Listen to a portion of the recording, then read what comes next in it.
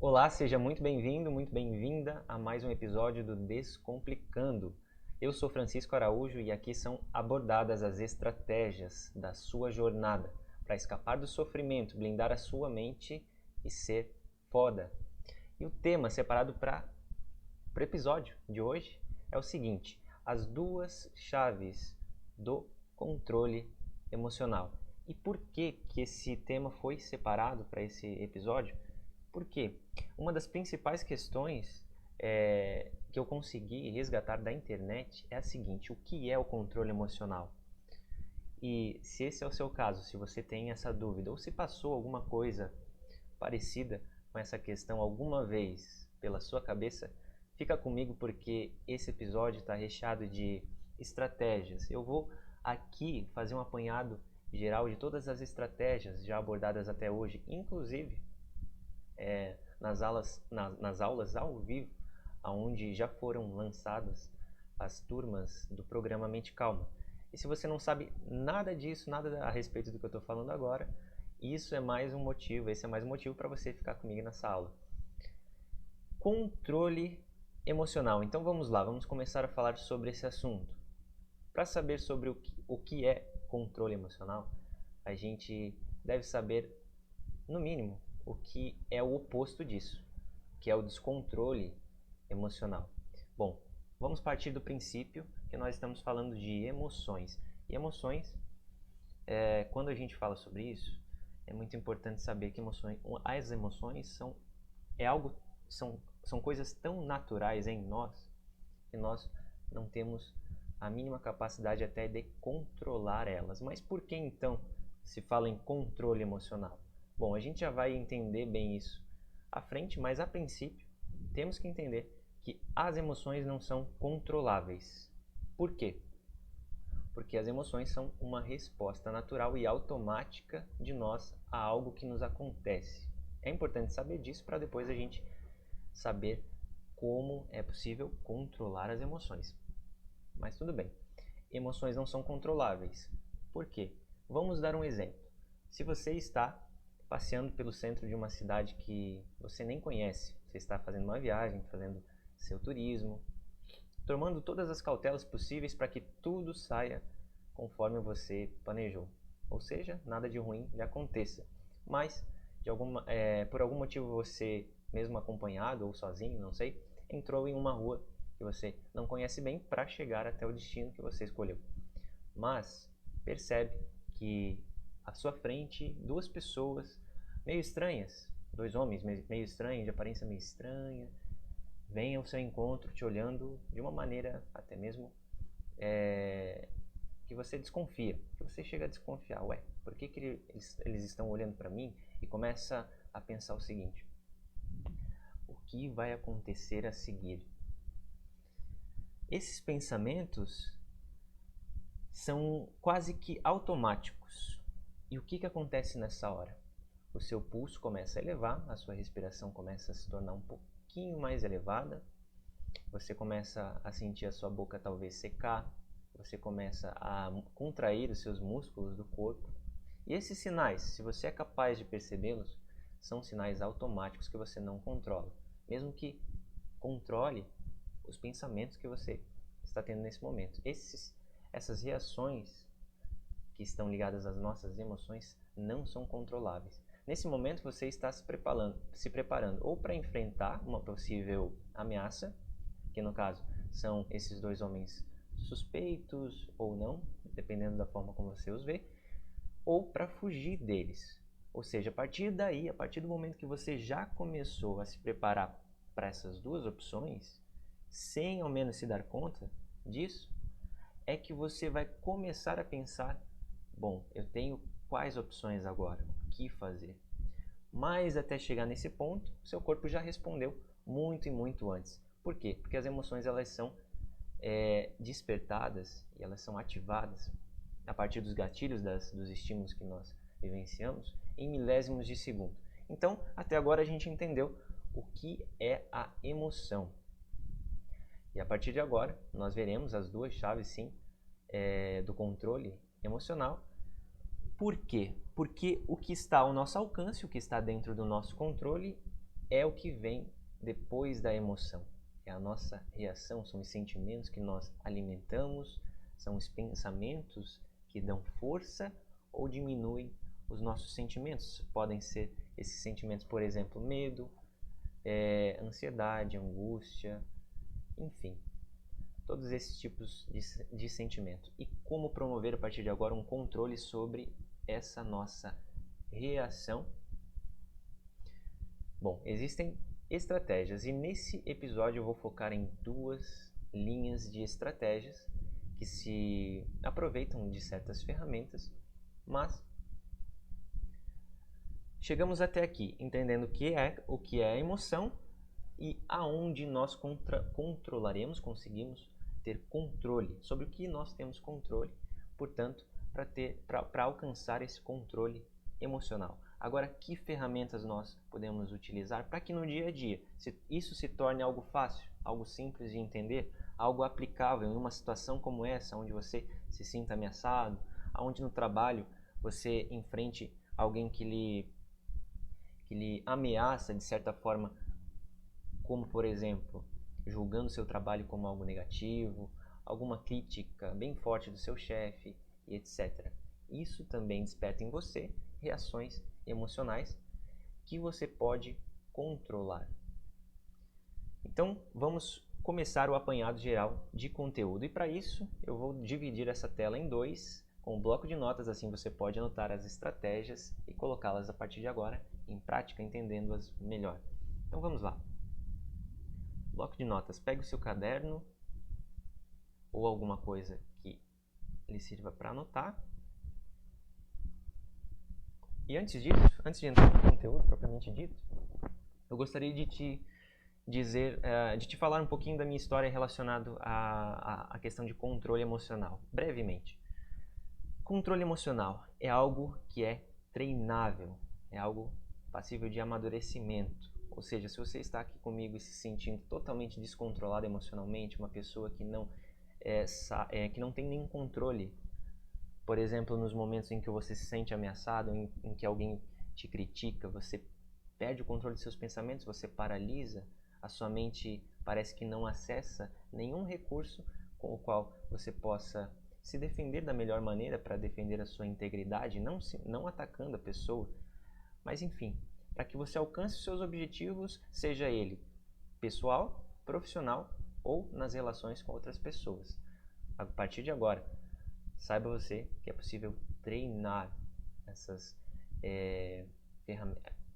O hábito de você poder acessar essas ferramentas, essas estratégias que nós abordaremos aqui, e assim construir gatilhos mentais através da sua mentalidade para poder desarmar os estímulos quando eles acontecerem, ou seja, quando a situação de ameaça acontecer, você poder dessa maneira prover a melhor resposta nessa situação.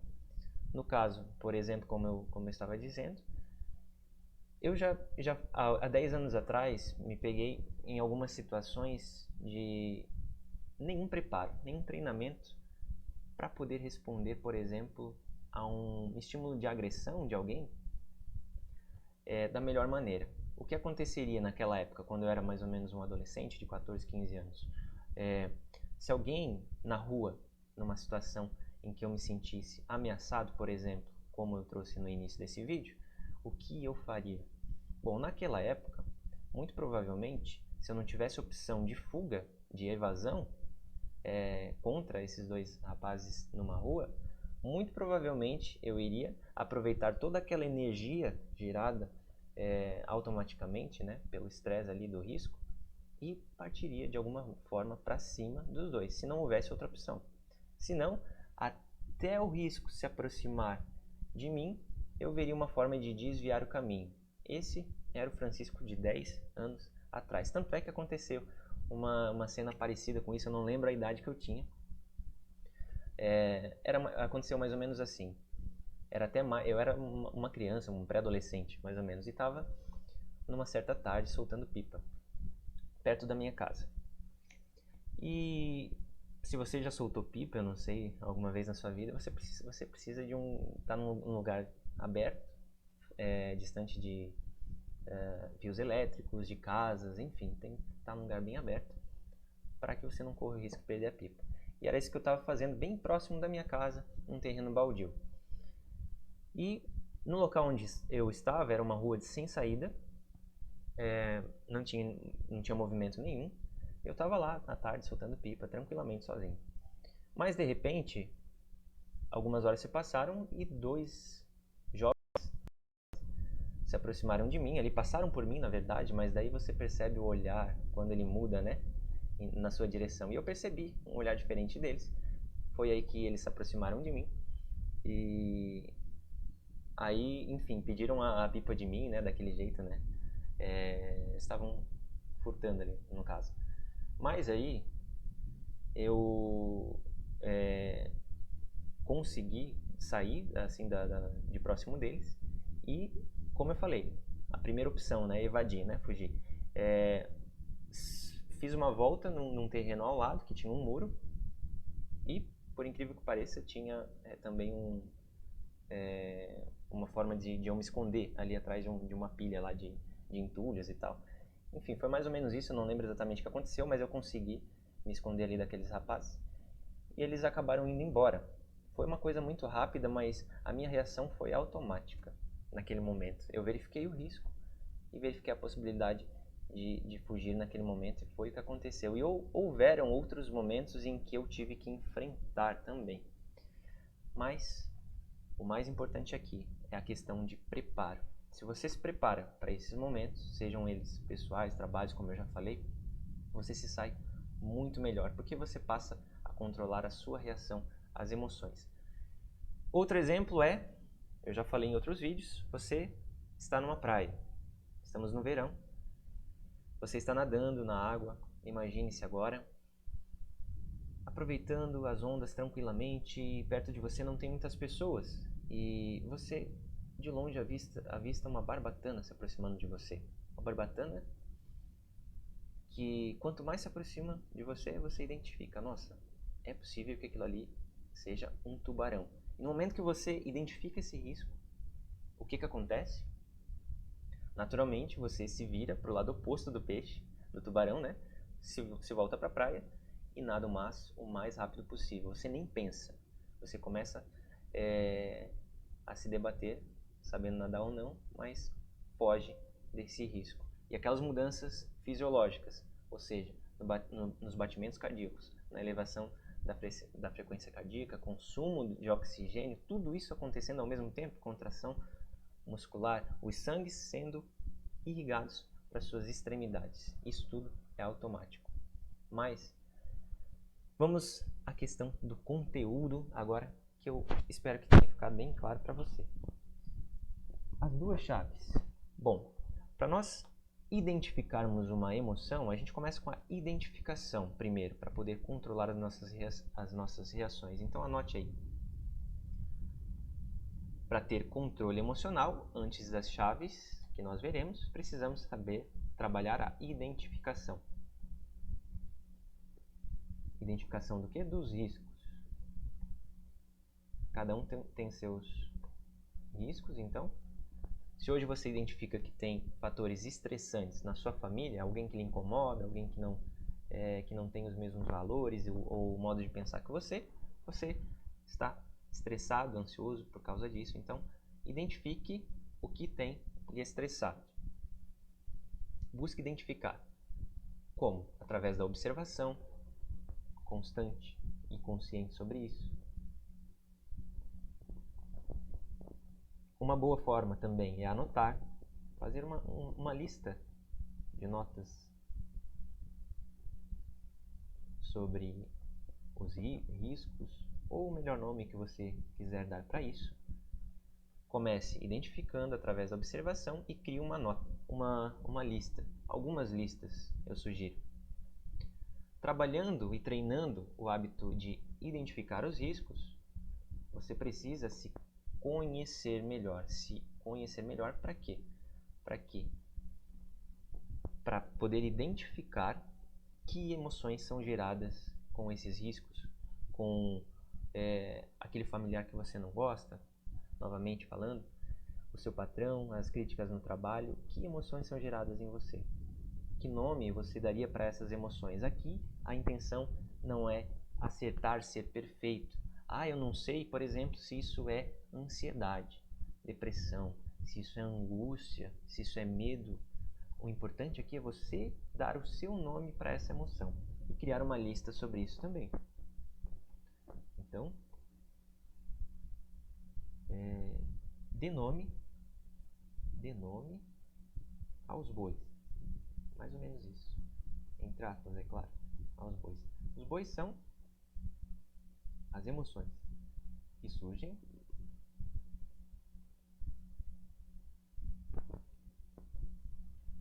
dos acontecimentos que lhe estressam.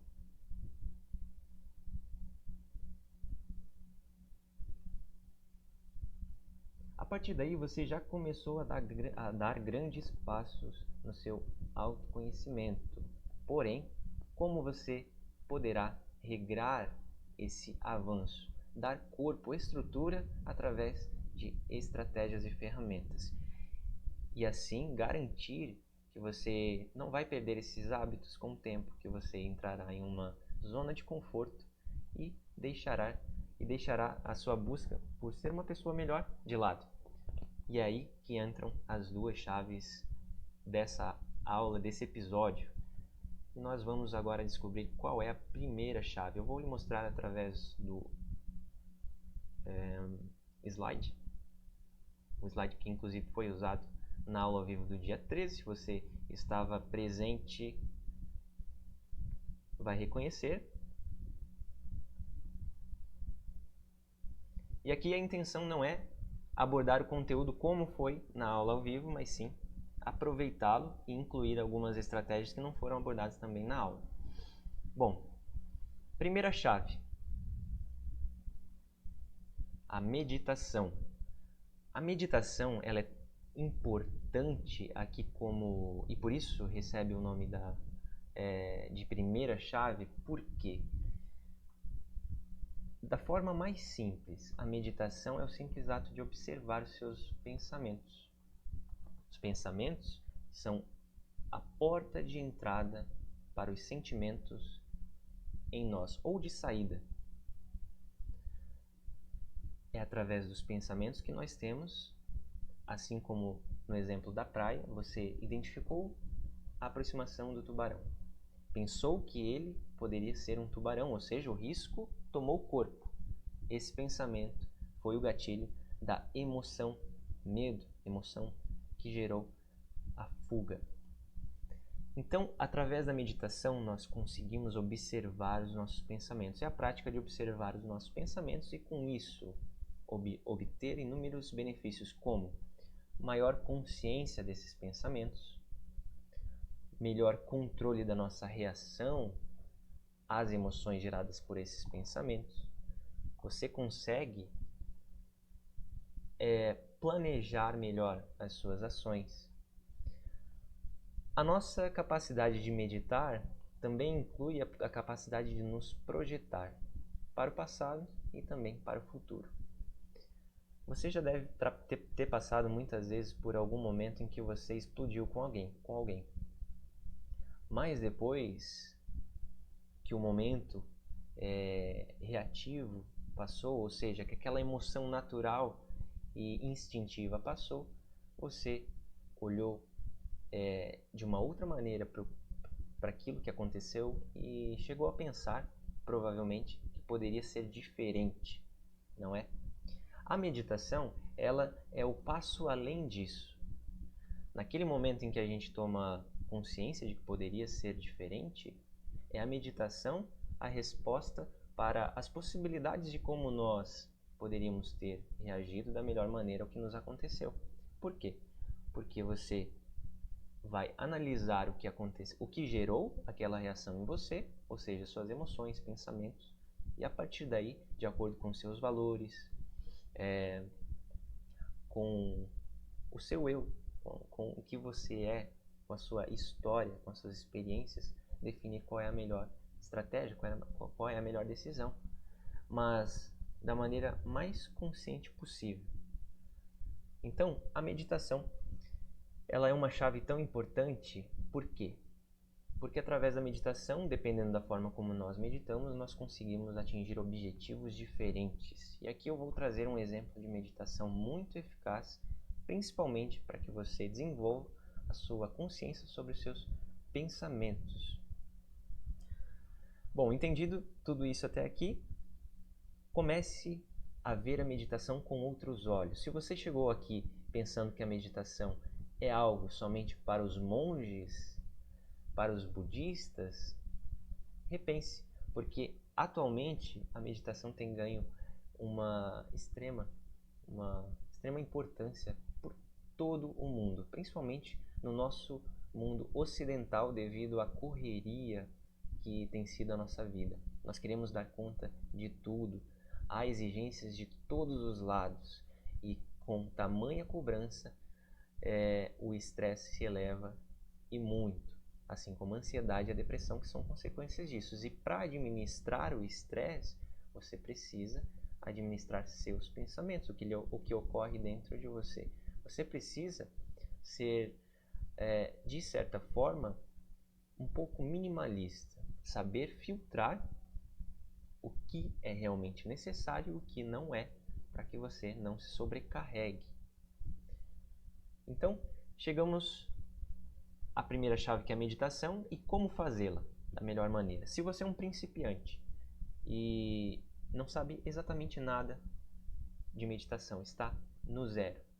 Talvez você até recebeu orientações de como orar, de como rezar, e de certa forma com isso já praticou esse tipo de meditação, que é a meditação ligada a uma religião através da oração, né? Um nome somente diferente. Mas talvez você já tenha praticado isso, mas não se organizou. Bom, a partir de agora você pode se organizar. Então vamos lá. O que você precisa fazer para começar a meditar e treinar essa questão do controle de seus pensamentos? Anote aí, vamos às notas novamente. Para começar a meditar, você precisa de frequência. Separar um tempo para meditar. Opa, frequência na meditação.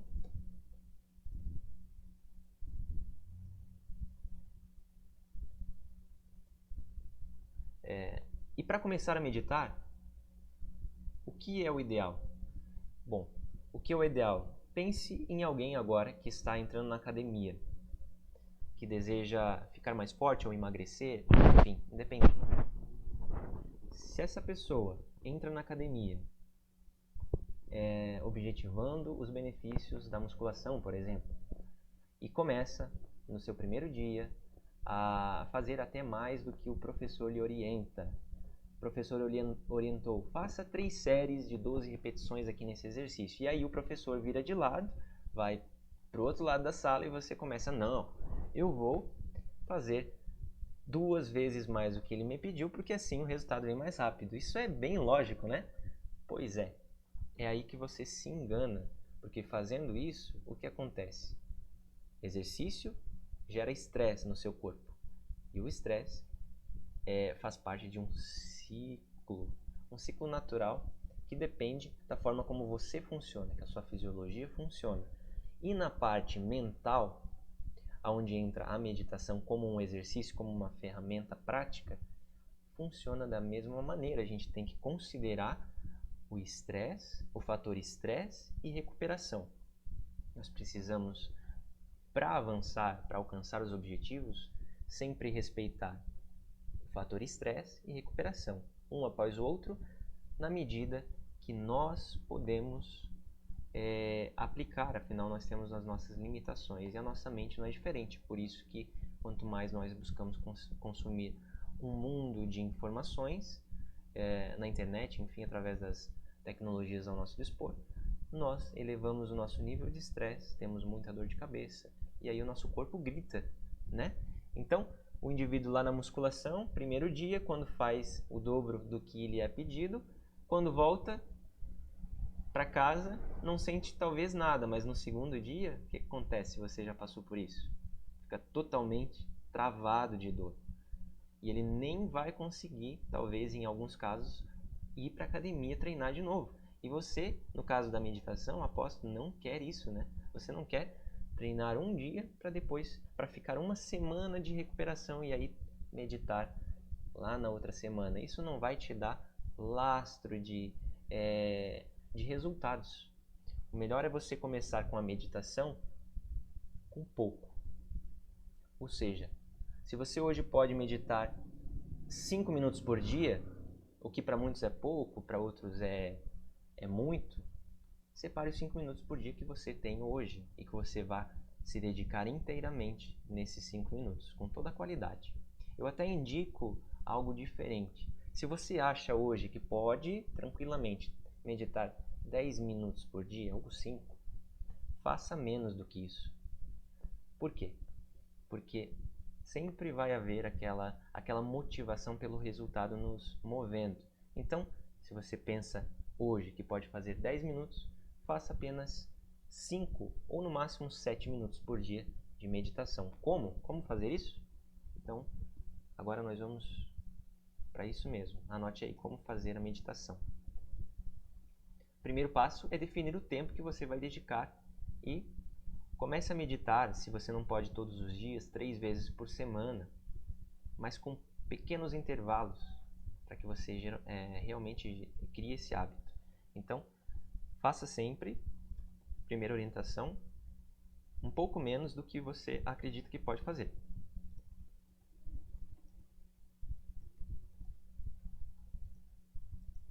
Que pode fazer. Defina quantos dias você irá praticar. Praticar a meditação. E agora nós vamos à forma como nós iremos meditar e como fazer isso. Ok? Então, deixa eu só abrir a tela aqui. Você decidiu, por exemplo, que tem 3 dias na semana e pode meditar 5 minutos, sendo que você considerou primeiramente que poderia meditar 10 minutos tranquilamente. Medite 5 minutos, porque assim você terá garantia de melhor aproveitamento nisso, com certeza. Bom, para começar a meditar, eu lhe indico a meditação Mindfulness, que se chama em português atenção plena. Por quê? Porque ela é simples de ser aplicada, ela não exige de você um objetivo de controle sobre seus pensamentos, uma direção. A Mindfulness, vamos voltar ao slide aqui para ficar bem claro. A Mindfulness ela tem o seguinte objetivo: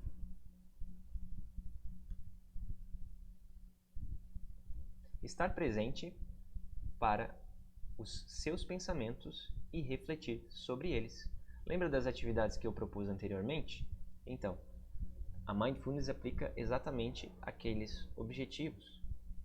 Estar presente para o que ocorre em sua mente, seus pensamentos e refletir sobre eles. Mas refletir sem nenhum compromisso de gerar, por exemplo, uma grande estratégia para que você consiga alcançar tal objetivo. Não, refletir sobre, por exemplo, que nome você dá ao que lhe ocorreu naquele momento. Você está meditando, por exemplo, agora em seu quarto. Um local tranquilo, reservado, 5 minutos. Feche seus olhos se você preferir, ou faça isso com os olhos abertos, procurando focalizar o seu olhar em um ponto específico. Deixe com que os seus pensamentos fluam. Primeiramente, talvez surjam alguns pensamentos. Bom, eu não sei o que pensar, eu não sei o que esperar desse momento. Ou muitos pensamentos, muitas expectativas surjam na sua cabeça. O que acontecerá com esses 5 minutos de meditação? E aí você se dá conta, bom, eu não tenho que criar tantas questões assim, ficar alimentando os meus pensamentos, somente observá-los. E aí você se esforça para isso. Tenta aquietar sua mente e observar com mais atenção. E aí surgem problemas. Qual é o primeiro problema? Por exemplo, podem ser as contas a pagar no final do mês. E aí, vamos voltar aqui. E aí, após esse pensamento surgir, observe bem, porque com ele virá uma emoção. E logo essa emoção fará com que você pense: como eu vou dar conta dessas contas? E aí, é uma cascata de acontecimentos em sua cabeça, mas simplesmente se propõe a observar isso acontecendo ativamente, como um espectador, um observador. Não se envolva nesses pensamentos. Deixe que eles fluam como se fossem nuvens. Projete-os como se fossem nuvens. Ou, se preferir, imagine um lago à sua frente. E cada pensamento que surge, imagine que ele seja uma onda nesse lago. E quanto mais pensamentos e emoções surgirem, mais esse lago estará balançando, né?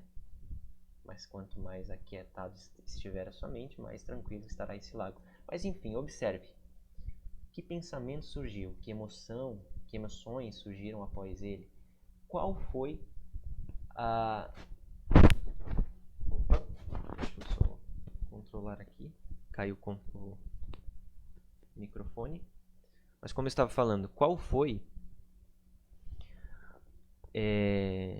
a principal tendência de reação que você teve naquele momento? Você quis sair correndo, parar a meditação imediatamente e já resolver aquele problema? Observe isso e depois desses 5 minutos, procure anotar tudo o que lhe aconteceu.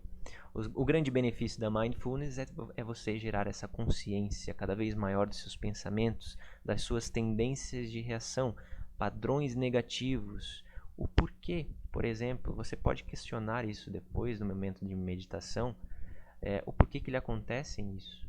Quando acontecem esses pensamentos e essas tendências, quando em comparação com outras pessoas isso parece banal, parece não afetá-las tanto.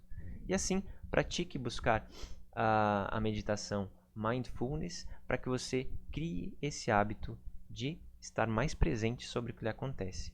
A meditação Mindfulness é muito usada na TCC, que é, inclusive aqui, a nossa segunda chave. A segunda chave do controle emocional. Mas eu espero que você tenha entendido uma forma simples, prática, de começar a meditar e assim controlar melhor seus pensamentos e definir suas reações, suas escolhas a partir deles. Vamos ao bloco de notas novamente. Não, melhor vamos avançar aqui. Deixa eu anotar.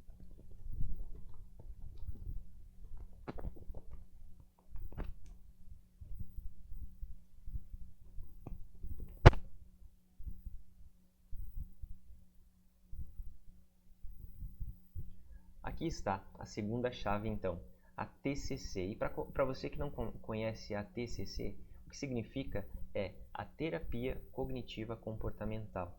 E a terapia cognitiva comportamental é uma estratégia, uma forma de se tratar psicologicamente questões de gerenciamento emocional, saúde mental.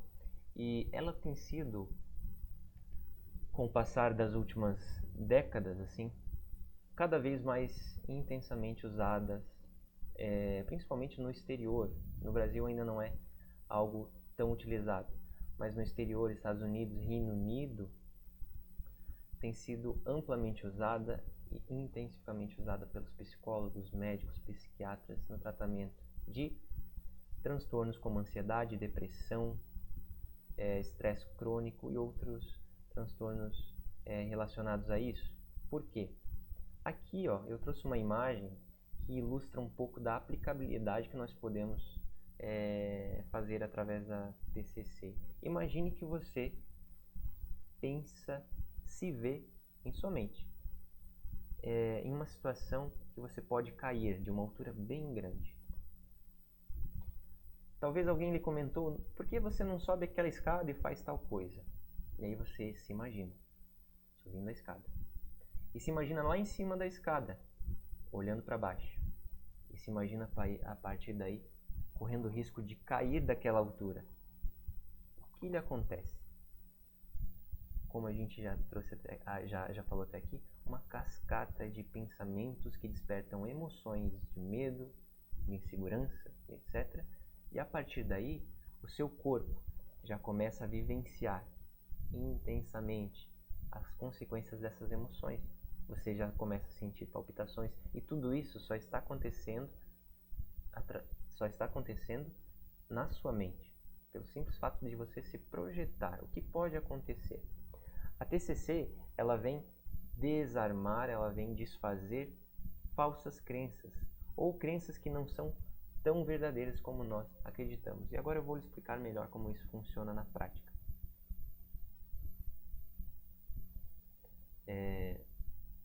Bom, a TCC ela se concentra no recondicionamento e na criação de novas associações, mas isso tanto fisicamente quanto através das mudanças no nosso monólogo interno, pois sempre, mesmo que nós não percebemos, se nós não praticarmos a meditação, isso mais ainda, nós estamos sempre alimentando o nosso monólogo, através do nosso monólogo interno, crenças, associações.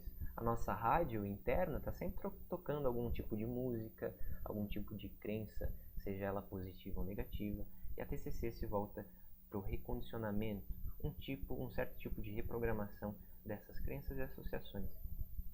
Então, como eu falei no caso anterior, se você se imagina caindo, por exemplo, de uma certa altura, na prática, muitas pessoas, sem se perceber, ou sem tomar total consciência disso, continua ensaiando em sua mente cair. O que reforça a associação da escada, por exemplo, com o medo de cair. E o que reforça a reação delas de não se aproximar tanto de lugares altos e que lembrem todos esses sentimentos que ela vivencia com a altura. Agora, como nós praticamos a TCC no dia a dia? Um outro exemplo, digamos que você tenha medo de falar em público. Isso foi apresentado, inclusive, na aula ao vivo do dia 13/2. Digamos que você tenha medo de falar em público. Se você tem medo de falar em público, você deve imaginar, bom, eu provavelmente, se me colocar nessa situação, ou se alguém propor isso para mim, eu provavelmente vou travar lá na frente, eu vou ficar branco, eu vou começar a suar, eu vou tremer, eu vou gaguejar, eu vou esquecer de tudo. O pior cenário você começa a imaginar. Talvez por falta de prática, por N motivos, mas é isso que acontece em sua mente, a projeção. Você antecipa o que pode lhe acontecer, mas se você não controlar isso, você instintivamente vai correr desse estresse. Como nós desarmamos isso através da TCC? Primeiro, reconheça e identifique, como a gente já viu até agora, esse estímulo estressante, que te tira da zona de conforto e que, geralmente, por não ter muito conhecimento a respeito, a gente tende a fugir para nos permanecer na zona de conforto e segurança. Identifique, faça notas disso, verifique os pensamentos e emoções que envolvem tudo isso. A sua história também tem muito a ver com as suas crenças, com as suas associações.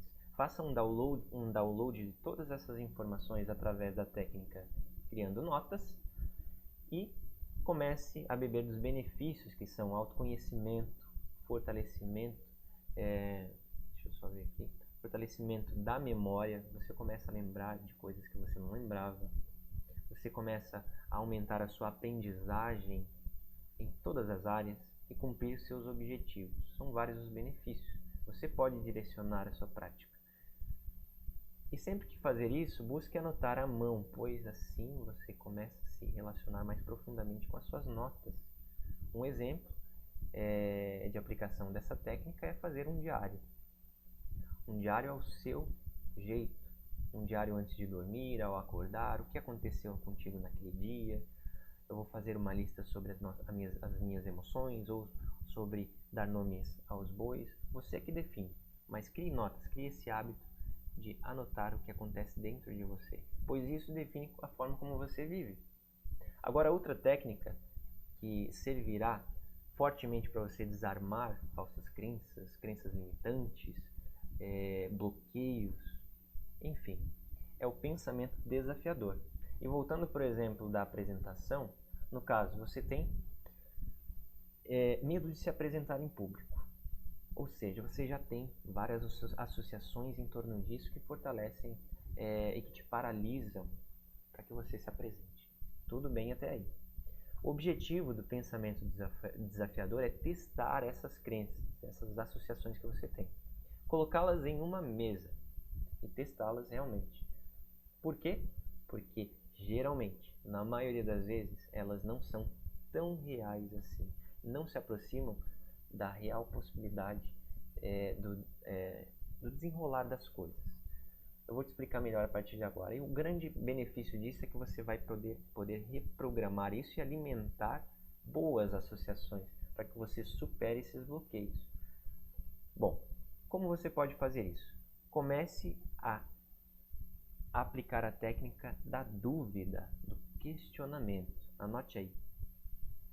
Você precisa questionar primeiramente os pensamentos que lhe surgem em relação à apresentação em frente às pessoas. Duvide, questione seus pensamentos. Pensamentos, crenças. Por exemplo, você pensa que vai gaguejar. Então pergunte-se, por exemplo, o seguinte: será que eu gaguejo com frequência? Essa é a primeira pergunta, por exemplo. Outra pergunta é em cima dessa primeira dúvida: será que eu realmente gaguejaria se falasse em público? Aqui você pode pensar o seguinte: sim, há possibilidade de que isso aconteça, mas, novamente, aqui você está tomando consciência e testando seus pensamentos, esse é o objetivo. Há possibilidades. E a partir daí, e se isso acontecer? E se eu gaguejar? E se eu gaguejar, por exemplo? E se eu gaguejar? Pense o seguinte: e se eu gaguejar? Você poderá aí definir a sua estratégia. Você pode tomar uma água, fazer uma breve respiração, voltar à sua programação de apresentação, caso você esteja preparado para isso, com alguma forma, por exemplo, em slides, ou através de uma apresentação, enfim, voltar o seu olho para a apresentação, fazer uma pausa breve. Ou, nesse caso, isso é uma estratégia, mas e se se alguém começar a rir?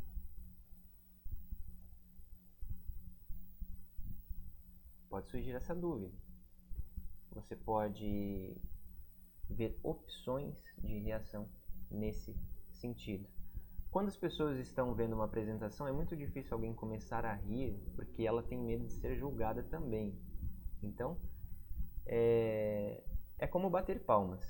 Muito dificilmente alguém vai bater palmas em um momento que não é destinado para isso. Então, se você acredita, alguém pode rir de mim nesse momento, pense bem a respeito. Será que as pessoas são tão ruins assim a ponto de começar a rir de alguém que tem dificuldades em se apresentar em público? Ou essas pessoas se colocariam no seu lugar, ao te conhecer ou não te conhecer, teriam mais paciência, aguardariam e escutariam a sua apresentação?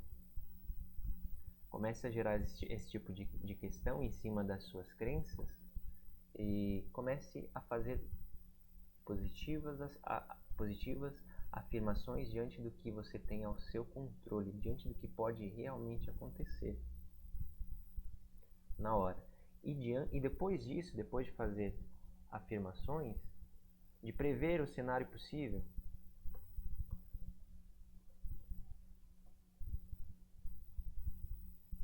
possibilidades,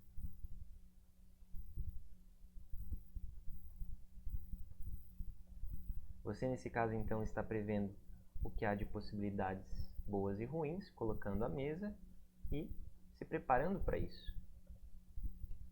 Você pode por último, começar a fazer afirmações que determinam o que irá acontecer. Começamos com o questionamento, começamos a criticar nossos próprios pensamentos, duvidar. Só deixa eu separar aqui para você entender melhor.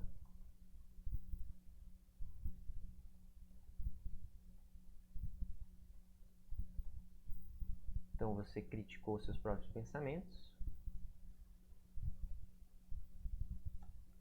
e finalizou com determinações. Você determinou o que você irá fazer. Determinações. Bom, por exemplo, se alguma coisa sair do esperado, se mesmo você dando o seu melhor, realmente importa o que as pessoas vão pensar de você, ou você nunca mais verá essas pessoas na sua vida? Pense sobre isso e faça afirmações positivas para você. Afinal, o mais importante é o seu objetivo com isso, a sua evolução, a sua melhora como pessoa. Fale, por exemplo, o seguinte: realmente não me importa o que as pessoas irão pensar.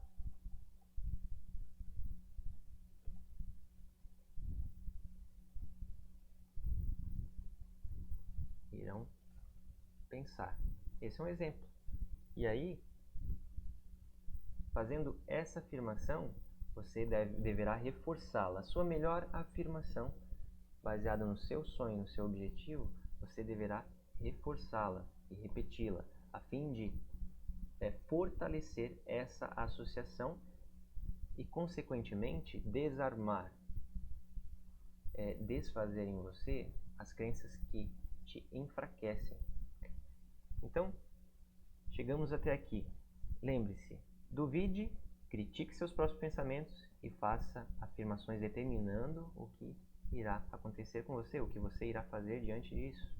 E repita, crie esse hábito após identificar as suas maiores necessidades, emoções que mais mexem com você. Enfim, primeiro passo, identifique, pratique a meditação, tenha mais consciência sobre seus pensamentos, emoções, sentimentos, e com a técnica da TCC, através da anotação e do pensamento desafiador, comece a desarmar tudo o que tem enfraquecido você na sua jornada para escapar do sofrimento, estresse, ansiedade, depressão e ser a melhor versão de si mesmo, ser uma pessoa foda, blindar a sua mente. Chegamos até aqui e essas foram as duas chaves do controle emocional. Eu espero que tenha ficado claro aqui a diferença entre o descontrole emocional, porque ele acontece por causa da nossa falta de consciência do que nos motiva a reagir, a prestar resposta ao que nos acontece, a decidir em nossa vida, e o que facilita a nossa decisão diante das emoções que nos acontecem. As emoções não são controláveis, mas a nossa reação a elas, sim, são controláveis. E eu vou ficando por aqui. Espero que você tenha gostado, mas quero te fazer um pedido. Se você gostou desse episódio de hoje, se você entendeu ou ficou com alguma dúvida em algum ponto, deixe seu comentário aqui abaixo. Deixa eu voltar aqui para frente. Deixe seu comentário. Deixe o seu like também se você gostou, se você pôde aprender algo de diferente nessa aula, enfim. E se inscreva no nosso canal aqui no YouTube, clicando em inscrever-se, ative o sininho para você receber as atualizações dos próximos episódios do Descomplicando, assim como outros conteúdos exclusivos, e siga-me nas redes sociais. Mente Calma, Corpo Saudável. Os links estarão aqui embaixo na descrição.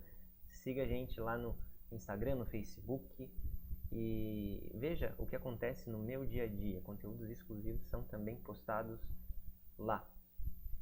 Eu vou ficando por aqui e até o próximo episódio. Tchau, tchau.